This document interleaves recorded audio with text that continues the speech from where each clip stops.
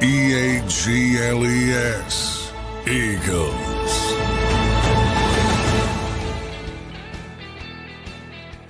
And welcome in, everybody, to a Monday morning edition of Birds 365 here on JAKIB Sports. I'm your host, Zander Krause. That's my co-host, Johnny Mack, John McMullen.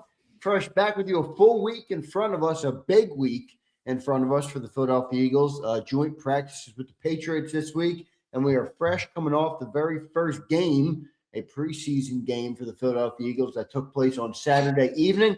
Johnny Mack, how you doing this Monday morning, my friend? Doing well. Trying to recover, still recovering from that disgusting looking performance, which doesn't matter. I'm not going to say the sky is falling. None of the key players played. Nobody who's going to be out there in a meaningful way on September 13th, with the exception of Jihad Campbell, Michael Carter, a few guys, but you get the point. The vast majority of people that will be winning or losing that game were not on the field for either side, by the way. So I don't think it's the end of the world. You'd prefer to have a third down conversion. You'd prefer to have not 7 3-and-outs when all you talked about in the offseason was we got to fix third down. I got to fix third down by fixing first down and second down and getting in more manageable situations. By talking up, well, we got to scheme it up, and you can't scheme up one something, even with the backup players, because that's the whole point. The more talent you have, the less you have to worry about scheme. But if you got to scheme people up, well, they couldn't scheme the bad backups up. So I don't want to give everybody a pass, but it is also not meaningful. But you can't have it. I was talking about this to you, but you can't have it both ways. It's like you want to ignore all the bad, and then I see a lot of Josh Weiroo hype with third string reps, and I'm like, you got to put him on the roster. No, you don't. No, you don't. Third string reps are third string reps. There's a mentality in the NFL, preseason lies. What they're saying is preseason games lie, Right? Because all reps are not created equal. And to the naked eye, to the average fan, they're like, well, so and so look good. It might be the backup quarterback, it might be the backup running back, so and so, but they're playing against a bunch of backups. So you have to add that context, and that's why the good teams, the vast majority of the good teams rely on their entire process of preseason reps and practice and all that stuff. And that's why you see somebody splash in the last preseason game and they won't make the roster, and you go, what the hell? Well, they didn't play well for the majority of the summer. But anyway, long roundabout way to say, yeah, it was an ugly performance. It's not the end of the world. But, you can't have it both ways. So the few little bright spots that you think you saw are not that relevant either. Because, Cole Payton, some nice off-schedule stuff, but we knew that. We know he can run the ball. We know he can extend plays. Did you see much as a passer? Because I didn't. No, but I also didn't see much as a passer from Andy Dalton or Tanner McKee. So I don't know if I. No, well, that's more of a that's a fair. I'm not saying I did either, but that's fair. But I'm saying, don't get overly excited about third and fourth string reps because the guy can run around a little bit. That's not going to project too well for the future. Yeah, fair enough. All right, John, we'll get into some of the details of it. It's preseason, so we'll move on as well. Patriots this week joint practices. That's the biggest week of the offseason, John, in preparation for the regular season. To me, the first team is going to get a bunch of reps.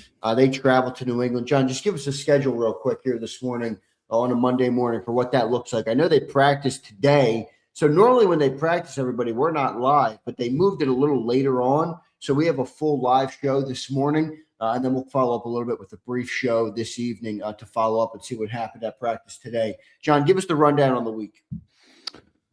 Yeah, practice today a little bit later, as you mentioned, 12:20 scheduled to begin noonish, right before Sean Mannion's up. So he's got to answer some of the questions about what went on in Baltimore.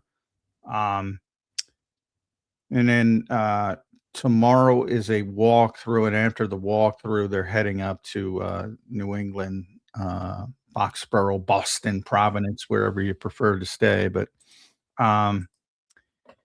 and the rest of the week, they're there basically. So you got practice Wednesday and Thursday, walkthrough Friday, and the preseason game, which you will see no starters from both sides.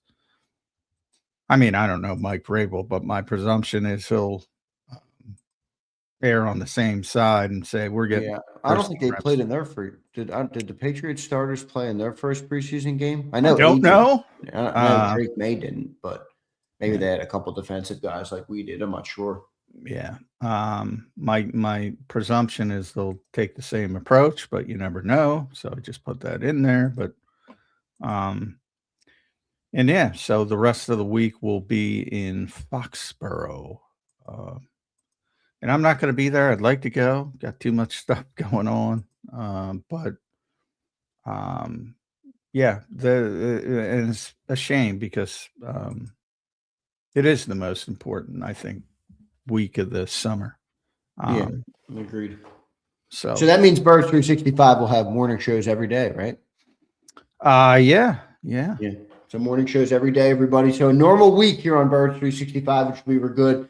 Good to restore some, the schedule that we've always had on Birds. I do get thrown off a little bit by the night shows. I won't lie to you guys. All right, John, preseason game. Did it make you concerned about the depth on the team? Not really. I mean, they played poorly, so I start there. The people that did play, for the most part, but I think, I said some of the defense wasn't that bad. Well, they did give up 440 yards. Yeah. Early though, it wasn't that bad. But again, it kind of shifts. There's no starters anyway. And the offense, individually, there's little chunks of positives. I thought, Cole Payton late did show that ability to do things off script that is a big part of the modern NFL. We'll see if he's got to get up to speed on the actual playing quarterback part. Willie Lampkin excited some people. You get the clip merchants out there putting the highlights. And I told you that was going to happen because Willie's so unique looking and so athletic. So you got to focus on consistency with him. But he played guard and center. He had reps on both. And I think he's making a run at the team.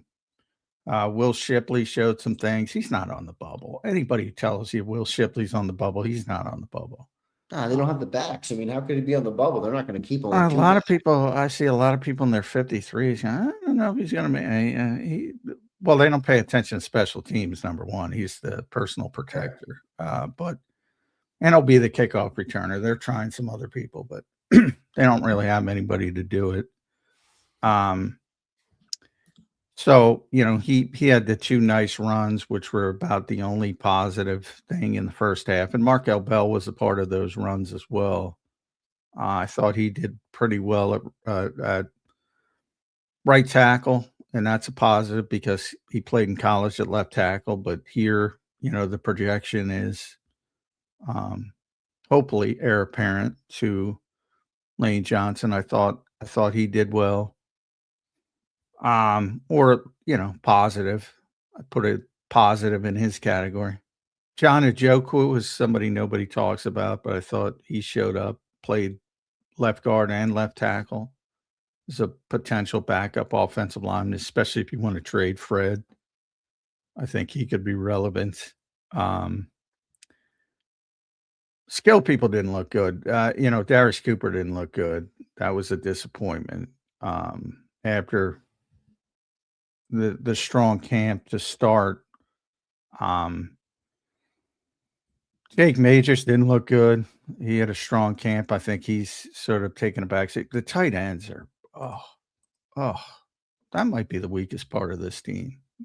If you don't, they started running this offense, what they project to be this offense with Grant Calcaterra and Eli Stowers. I mean, why even go out there?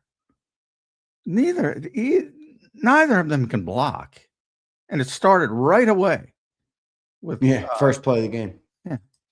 I think it was a Tank Bigsby run to the outside, and it got called back because of an Eli Stowers hold. I mean, it's just, and again, Dallas is not out. Johnny Munt, surprisingly, a healthy scratch. That tells you they know they need Johnny Munt. Yeah, Johnny Munt's going to be out there, man. He's a lock. Yeah, that is bad. That situation is bad. And the quarterbacks played poorly. I don't know what they're going to do about quarterbacks. I mean, look, we're not overreacting here. There's no first-team guys out there. This isn't – but I do think from a perspective of you wanted to see one of the quarterbacks kind of seize the opportunity for QB2. John, I think you stated it nicely on our post-game show where, you thought after Dalton went 3 for 6 for 20 yards with 3 straight 3-and-outs, that was kind of an opportunity for McKee to come in and move the football a little bit. He failed to do so as well. He went 6 of 10 for 35 yards. He was sacked. I believe it was a nickel blitz where he got sacked. He didn't look much better. Really bad performance, John, by the backup quarterbacks. I don't know what that means for the Eagles, if anything. Maybe it doesn't mean anything. But they have always been a franchise that's valued the backup quarterback spot. You think their minds are being racked right now on options, what to do with that room, or are they just going to live with what they got? Well, there's already the McCarthy hype has already started. Because I mean, he's going to get traded, just a matter of when. And I know Locke and Fora was out there saying the Eagles and Giants and somebody else. So you could have an NFC East battle for JJ McCarthy. I don't. Is he going to upgrade your backup situation compared to Andy Dalton? I don't think so. I think you get worse. Yeah. Now, if you're talking about long term and if you believe in the kid, I don't understand that. I would stay put and just go with Andy Dalton. Like, I'm sorry, Tanner McKee. He just like a Bandy. It was a tough throw, but Darius Cooper's got to come up with that 1 3rd and 5. And it was a fastball, but it was where an NFL receiver catches it. And all of a sudden you convert, and who knows what happens on that drive. And it doesn't look as bad as what you just said, 3 and outs. Sometimes the receiver's got to pick up the quarterback, and that was an indication. It wasn't a perfect throw, but he's got to catch that pass. He just knows how to play the position. And again, if you're talking about you got to win 2 games, he can get you with this talent they have. He can get you to the finish line. Tanner McKee, I think, is regressed, and I don't know why. What happened to Tanner McKee? I don't know, but he looks just he looks confused. I mean, he had a chance to rip one in the seam, and it was like a worm burner. It's like there's no confidence. Looks like he's completely shelled up as a player. John, I remember when he first came in a preseason game. I don't know if it was his first year or second year, but it was versus the Bengals. And I remember the first thing the announcer said, like the first drive, he was driving right down the field. And they're like, man, Tanner McKee gets the ball out quickly. That was one of the first things I remember them saying it. Boy, that is gone. I mean, he didn't get the ball out at all. Yeah. And it's been even worse in practice. That's been a thing in practice. The ball just doesn't come out. You think He's he's not just confused by the new offense, not comfortable? I mean, he's definitely risk-averse approach, that they've drilled into their quarterbacks. Has it broken him in a way? I mean, good Lord. he definitely doesn't trust what he sees. So for whatever reason, it could be confusion. It could be beating it out of him. I don't think it's beating it out of him. He's just not playing with any confidence. Confidence is a big thing at the pro level. Like if you lose your confidence, he seems like somebody's lost his confidence. And right now, I as bad as it looked for both of them, like I don't think it's close. Like who should be the backup quarterback? To me, it's pretty clear. Andy Dalton's a better quarterback. Okay. Yeah.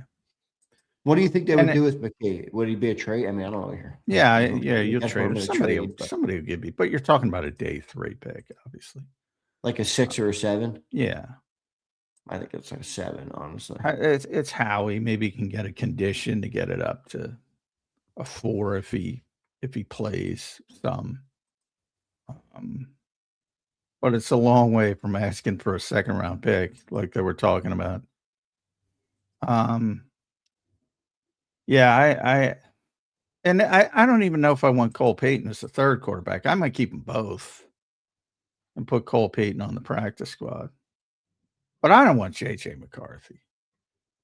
I don't know. Like I at least like the playmaking ability of Peyton. I mean, even if he struggles in the passing game, I like that he gives you that when the play breaks down, which let's be real, John, if you get to your 3rd quarterback anyway, most plays are probably going to be breaking down at that point. I mean, you got a guy who can go and make a play. Remember, if you get to your 3rd string quarterback, they're playing with the first team off. It shouldn't break down. You should. Now, most teams are right. Most teams don't have a good 3rd team quarterback, so it looks shitty. But it's not because of things breaking down. It's because the players overwhelmed. Most of the time, with good teams, you're going to have a difficult time with a 3rd string quarterback, but not necessarily because things are breaking down everywhere else, like a preseason game. In a preseason game, you're true. Third, 4th team reps are a disaster. Yeah, disaster. And it's usually because of the offensive line, and nobody has depth on the offensive line. But that's not the case if you have, bad injury luck and you lose your top 2 guys. That's not the case. They're playing with the first teamers. So, think about last year. You had Tanner McKee and Sam Howell. They brought in Sam Howell because Tanner McKee broke his thumb and wasn't available for the first 2 games. And they said, well, we need somebody. Now, you never got to see Sam Howell play, but he would have been, with that team, he would have been competent. So if they want to replicate that, they got to keep them both. And put Cole Payton on the practice squad. And I think they can do that. He didn't open anybody's eyes week 1 and say, all right, we got to claim this guy on waivers. Yeah, that I think is fair.